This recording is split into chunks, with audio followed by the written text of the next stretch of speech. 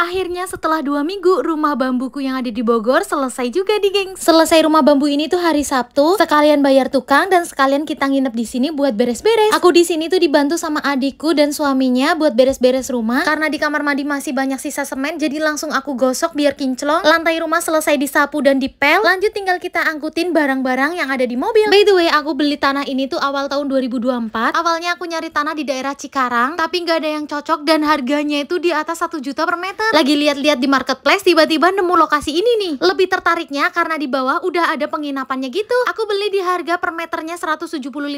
Luas tanahnya kurang lebih 1.200 meter, geng. Dari rumah yang ada di Cikarang tuh kurang lebih 1,5 jam. Dan lokasi tanahnya nggak jauh dari jalan raya kabupaten. Kalau kalian tahu Villa Kayangan, nah lokasinya nggak jauh dari situ, geng. Intinya aku beli tanah ini tuh sekalian buat konten pedesaan dan sekalian buat investasi. By the way, hari ini tuh bener-bener kayak lagi pindahan, geng. Aku sampai beli kasur baru supaya lebih nyaman kalau lagi nginep di sini. Yang pastinya selain tempat tidur, aku juga bawa peralatan masak dan peralatan makan. Baru beberapa jam kita di sini udah mati listrik aja, geng. Jadi cuaca di luar tuh lagi hujan angin dan sebelumnya aku udah dikasih tahu sama warga sini harus punya lampu emergency karena di sini tuh sering mati listrik. Urusan dalam rumah udah dibantu sama adikku dan lanjut aku mau ke dapur. Peralatan dapur yang aku bawa ini tuh nggak semuanya baru. Beberapa peralatan masaknya aku bawa dari dapur yang pedesaan. Untuk dapurnya memang aku bikin dengan konsep terbuka kayak gini supaya saat masak tuh dapat view yang bagus. Untuk kompornya aku tuh beli baru, gengs. Nah, ini suami lagi ngerakit kompornya. Sebenarnya tuh aku pengen banget pakai tungku yang tradisional gitu, tapi kata pak suami nyari bahan kayunya tuh susah karena di rumah tabung gasnya aku udah ganti yang pink, jadi yang hijau aku bawa ke sini. Anak-anak di dalam rumah tuh pada anteng karena udah mulai gelap, jadi langsung aja kita nyalain lampu emergensinya karena listriknya tuh belum nyala. Nah, ini tuh momen dimana tiba-tiba cuaca mendadak gelap. Kalian bisa lihat. Jadi cuaca di Bogor tuh kalau nggak adem ya hujan gitu, gengs. Padahal aku tuh bawa magicom, tapi karena lagi mati listrik jadi kita masak nasinya pakai dandang. Karena udah mau maghrib jadi kita langsung masak ya. Anak-anak udah mulai kelaparan. Aku juga bikinin teh dan kopi karena hawa di sini tuh adem banget. Niatnya tuh kita mau bakaran ayam di sini, tapi karena cuaca di luar nggak mendukung, jadi ayamnya aku masak lagi sampai airnya tuh menyusut gitu, gengs. Jujur ada satu peralatan masak yang aku lupa, yaitu ulekan. Bisa-bisanya aku lupa. Jadi kita bikin sambelnya tuh sambal kecap. Nah, ini adikku lagi bikin sambal kecap dan menu ayam kecapnya kita juga udah jadi. Setelah sholat maghrib kita lanjut makan dan kita mau lanjut buat yasinan. Nah, di sini tuh adikku lagi masang hordeng. Pokoknya semua perintilan yang aku bawa ini aku bikin nuansa jadul gitu, gengs. Nah, karena kamar mandinya cuma satu, jadi gantian, gengs. Nah, sambil nunggu aku mau makan malam dulu pakai ayam kecap sama sambal kecap. Setelah makan lanjut sholat maghrib dan dilanjut untuk yasinan. Alhamdulillah udah pagi aja, guys. Nah, ini tuh kondisi jam setengah 6 pagi. Berkabut yang pasti hawanya adem. Nah, ini jam 7 pagi udah mulai cerah tapi gerimis. Nah, yang di bawah itu tuh penginapan, guys, namanya Saukem Harapan. Kalau kalian mau liburan ke Bogor boleh banget nih nginep di sini, nanti kita tetanggaan. Nah, tadi kita sarapannya pakai sisa ayam kecap yang semalam dan lanjut tinggal kita pasang perintilan lainnya. Wah, jujur sih konsep foto tahun lalu ternyata cocok banget dipasang di rumah bambu ini. Nah, siang harinya karena adik-adik aku dan anak aku tuh pengen banget makan mie, jadi aku bikinin mie nyemek dan lanjut aku mau ajak kalian buat home tour. By the way, yang di samping itu adalah jalan menuju desa yang ada di atas. Jadi insya Allah jalanannya tuh rame dan kalau malam pun juga rame, banyak yang lewat, geng. Luas rumah bambu yang aku bikin tuh 6 kali 6 meter. Masuk ke dalam ada ruang tamu ukuran 2 meter kali 4 meter dan ada 2 kamar masing-masing ukurannya 2 meter kali 2,5